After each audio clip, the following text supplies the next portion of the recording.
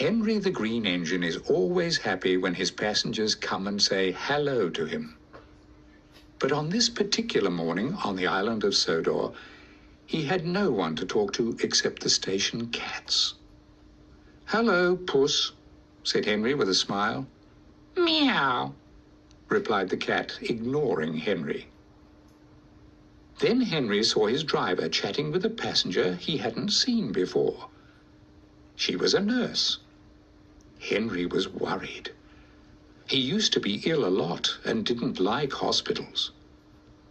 "Why do I need a nurse?" said Henry afterwards.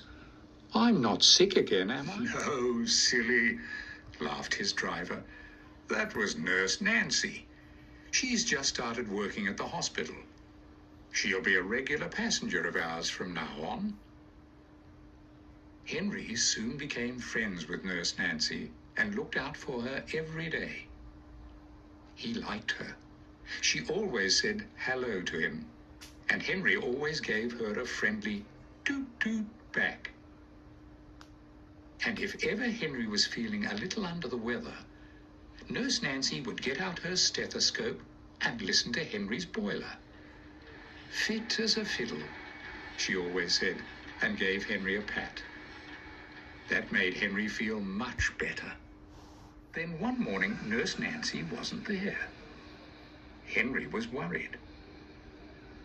"Have you seen Nurse Nancy?" the driver asked the guard. "Not today," said the guard. "I'll ask the ticket collector." "Have you seen Nurse Nancy?" the guard asked. "Not since yesterday," said the ticket collector. And the greengrocer, who was collecting some tomatoes, hadn't seen her either. It was getting late, and the other passengers were getting impatient. So the guard blew his whistle and waved his green flag. The train went without Nurse Nancy. Henry was upset. "I've lost my nice nurse. I've lost my nice nurse," he wailed. "Don't fret, Henry," said his driver comfortingly. "She's probably having a day off or something. Nurses have holidays too, you know." But Henry wasn't happy. To make matters worse, it was a stormy day, and the rain lashed at the carriage windows and thundered down on the roof of the cab. Henry travelled slowly and carefully down the line. He had never liked the rain.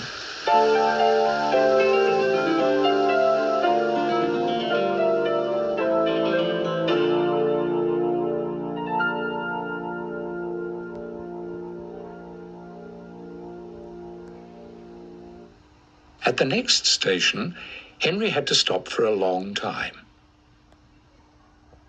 The driver looked out of the cab to see what the delay was. "We've been waiting for far too long," he said.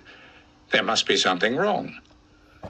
"That's all we need," thought Henry. "Perhaps there's a flood on the line," suggested the fireman. He got down from the footplate and went to see the station master. The station master came to see Henry's driver. He looked worried. "We need your help, driver," he said. "A little girl called Amy has fallen off her bicycle and hurt her leg." Henry's driver looked concerned. "We should call an ambulance straight away." "I've already done that," said the station master. "But the ambulance has got stuck in the mud. I need you and your fireman to help push." Henry's driver thought for a moment. Then a smile came across his face. "I know," he said. "I've got a much better idea."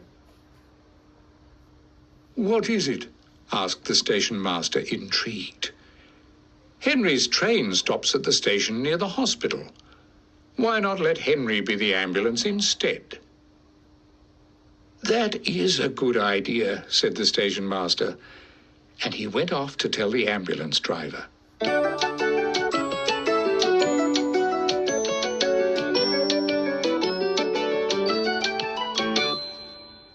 Henry was delighted to help, and very honored to have been selected for such a special duty. If only Nurse Nancy was here to see me being an ambulance too, he thought to himself excitedly. Henry didn't know that his wish was about to come true.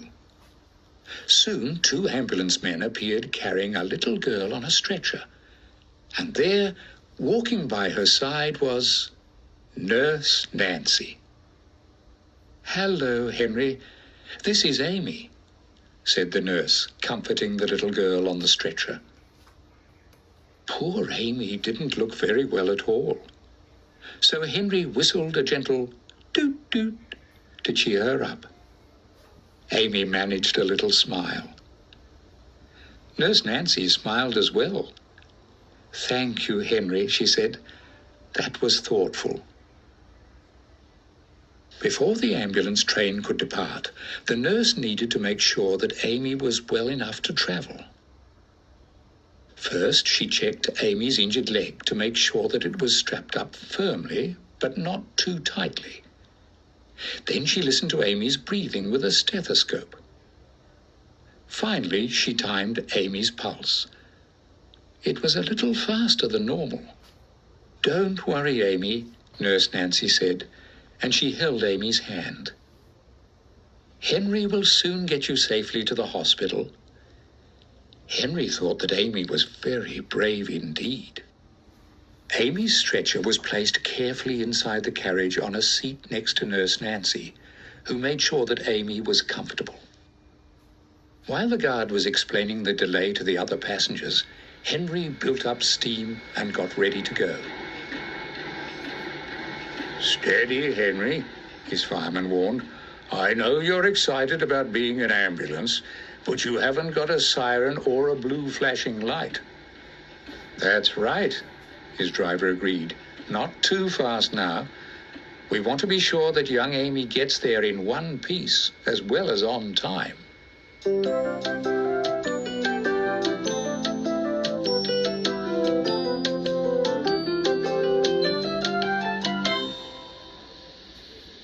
At last, everything was ready. The guard blew his whistle and waved his green flag. Henry set off, gently at first so as not to jolt the carriages, which might have hurt Amy's leg. As he pulled out of the station, Henry saw the 2 ambulance men waving goodbye to him. The back wheels of their ambulance had sunk down deep in the muddy verge. They were really stuck. But in the distance, Henry could hear the familiar chug, chug of Terence the tractor. Help was on the way. Henry made steady progress along the line. He kept up a good speed on the straight parts of the line, but was careful to slow down and take extra care at curves and level crossings.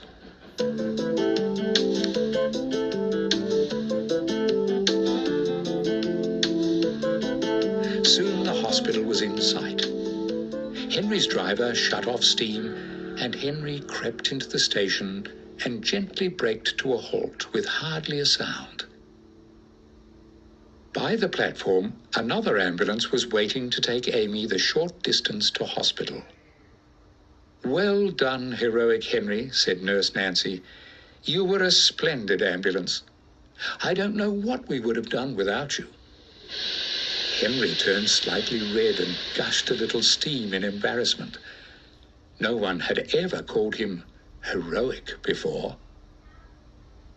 2 ambulance men carefully carried Amy's stretcher along the platform.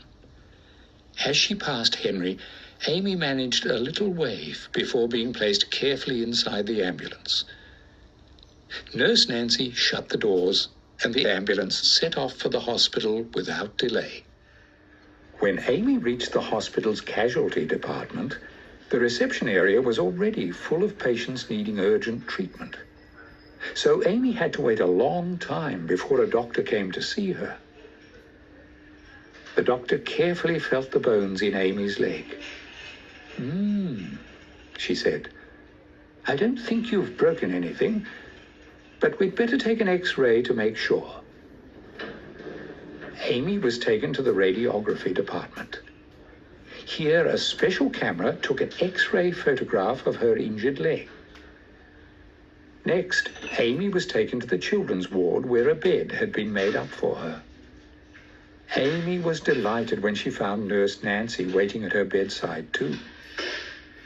"I've got your X-ray photograph here, Amy," she beamed, and placed the picture on the viewer. "You can see all the bones in your foot really clearly." "I never knew I had so many," said Amy. "Yes, there are a lot," laughed Nurse Nancy. "But the good news is that none of them are broken. Your ankle is only sprained." Nurse Nancy carefully bandaged Amy's ankle. "Just to help you keep it still for the next few days," she explained. Then a doctor came and looked at Amy's X-ray. "You'll soon be jumping about again, young lady," he laughed. "In the meantime, the best place for you to rest your ankle is back at home." Amy was pleased that she didn't have to stay in the hospital, and her strapped-up ankle felt much better already. Nurse Nancy took Amy outside the hospital in a wheelchair. A steam engine tooted somewhere in the distance. "Was that Henry?" asked Amy. "I didn't get a chance to thank him properly. Perhaps I could go home in his train." Nurse Nancy smiled. "Well, I had thought you would go home with your mum," she said. "But why don't you ask her? Here she is now." And at that moment, Amy's mum arrived in her car. Amy's mum was delighted to see Amy looking so much better. She helped Nurse Nancy lift Amy into the car and then folded up the wheelchair and stored it in the boot. "Time to go home, Amy," said her mum. But when she heard how Henry had helped in the rescue, she knew that the station must be their first port of call. Nurse Nancy came along as well. "I must thank my heroic Henry too," she said. Henry had been waiting at the platform, steaming gently. He was on his return journey and was ready to depart, but the signal was still set against him. He soon began to worry, especially when he heard from the station master that the Fat Controller was on his way to see him. "Oh dear," thought Henry sadly, "I do hope Amy is all right." But as soon as he saw Amy pull up in a car, he started to smile once more. Amy was delighted to see Henry again, and Henry was thrilled that Amy had come to see him. "Now you've got wheels, just like me," he smiled. Amy giggled. "Thank you for helping me," she said. "It was fun riding to hospital in your carriages." "You must come for a ride again once your foot is better," said the fireman. "You can stand on the footplate." Everybody laughed.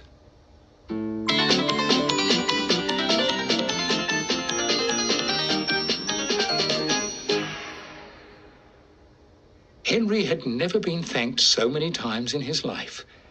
Amy's mum thanked him, Nurse Nancy thanked him, and the Fat Controller thanked him too. "You are a really useful engine, Henry," he said. "And a really useful ambulance too," added Nurse Nancy. Henry gushed steam happily. Then the signal dropped, and it was time for him to go. "Beep, beep." "Goodbye, Amy," said Henry. "Get well soon." "Goodbye, Henry." Amy didn't stop waving until Henry was almost out of sight. Henry has never needed to be in ambulance again, but he is always pleased to see Nurse Nancy, and is especially delighted when Amy comes for a ride too.